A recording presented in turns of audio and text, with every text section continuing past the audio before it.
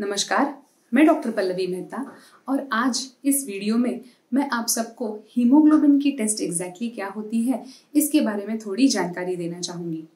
आगे बढ़ने से पहले मैं आप सबको एक रिक्वेस्ट करना चाहूँगी कि अगर आपने अब तक हमारे इस चैनल को सब्सक्राइब नहीं किया हो तो तुरंत लाल कलर का बटन दबाएं और हमारे इस चैनल को सब्सक्राइब करें। हीमोग्लोबिन हमारे खून में पाया जाने वाला एक प्रोटीन होता है। ये प्रोटीन हमारे लाल पेशी यानी कि आरबीसीज में मौजूद होता है। हीमोग्लोबिन में आयरन मौजूद होता है।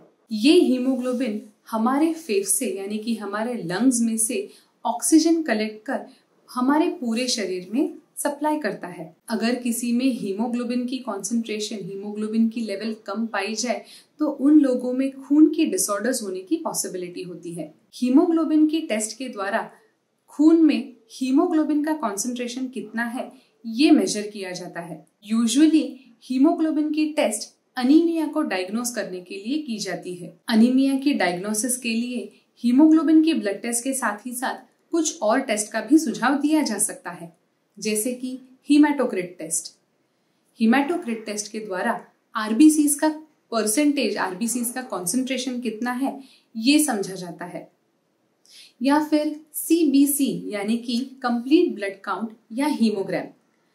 इस टेस्ट के द्वारा खून में मौजूद अलग अलग पेशी की कितनी मात्रा है, कितनी क्वांटिटी है ये समझा जा सकता है। अगर किसी में अनीमिया जैसे सिम्टम्स नजर आ रहे हो, जैसे कि हाथ और पैर बहुत ज्यादा पेल नजर आना, हाथ और पैर बहुत ठंडे पड़ जाना, बहुत ज्यादा थकान और वीकनेस महसूस होना, या फिर किसी में लॉन्ग टर्म इन्फेक्शंस मौजूद है, किसी में बहुत सीवियर ब्लड लॉस हुआ है, या फिर किसी के फर्स्ट डिग्री फैमिली में सिकल सेल डिजीज या थैलेसेमिया की हिस्ट्री है, ऐसे लोगों को अनीमिया की टेस्ट रूल आउट करने के लिए हीमोग्लोबिन की टेस्ट का सुझाव दिया जा सकता है। हीमोग्लोबिन की टेस्ट एक रेगुलर ब्लड टेस्ट की तरह होती है। हाथों की नसों में से थोड़ा सा खून का सैंपल कलेक्ट किया जाता है और फिर लेबोरेटरी में इस खून के सैंपल को प्रोसेस किया जाता है। यूजुअली इस टेस्ट के साथ कोई रिस्क फैक्टर्स एसोसिएटेड नहीं होते। ये टेस्ट करवाने के लिए कोई खास प्रिपरेशन की जरूरत नहीं होती। इस टेस्ट के साथ कोई साइड इफेक्ट्स एसोसिएटेड नहीं होते।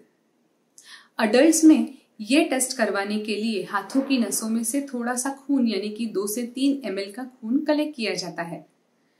छोटे बच्चों में और नवजात शिशु में इस ब्लड टेस्ट के लिए फिंगर टिप्स में से या फिर हील्स में से यानी कि पैरों की एड़ी में से 2 से 3 ड्रॉप्स खून के लिए जाते हैं और फिर इस खून को एक स्टिक पे, मेजरिंग स्टिक पे डाला जाता है।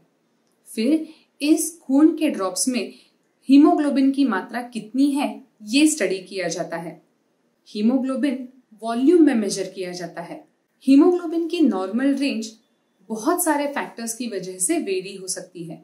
पुरुषों में और औरतों में हीमोग्लोबिन की नॉर्मल रेंज अलग अलग होती है, वेरी होती है। इसके अलावा प्रेगनेंसी या नॉन प्रेग्नेंट स्टेट में भी हीमोग्लोबिन की नॉर्मल रेंज वेरी हो सकती है। अब आप कहाँ पे रहते हैं, आपके रहने का एल्टीट्यूड कितना है, इसके ऊपर भी आपकी हीमोग्लोबिन की नॉर्मल लेवल वेरी हो सकती है।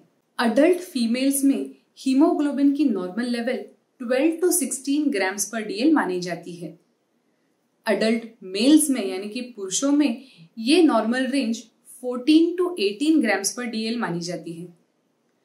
नवजात शिशु यानी कि न्यूबॉर्न बच्चे से लेके 2 महीने की उम्र तक हीमोग्लोबिन की नॉर्मल रेंज 14 to 24 ग्राम्स पर डीएल मानी जाती है।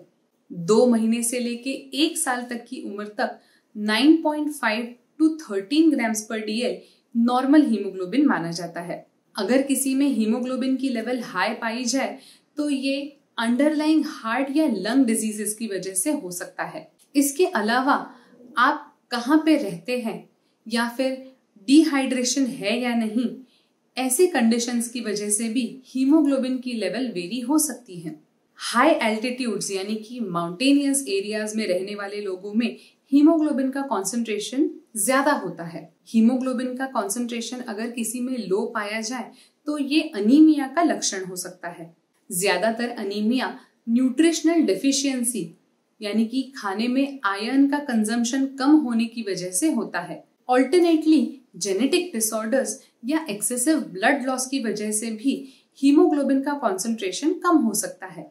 अगर आपको हीमोग्लोबिन की टेस्ट का सुझाव दिया गया हो तो ये टेस्ट किसी अच्छे और ऑथेंटिक लैब में से करवाएं।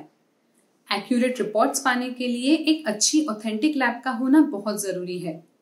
साथ ही साथ अगर आपने अब तक हमारे इस चैनल को सब्सक्राइब नहीं किया हो तो तुरंत लाल कलर का बटन दबाएं और हमारे इस चैनल को सब्सक्राइब करें। Thank you.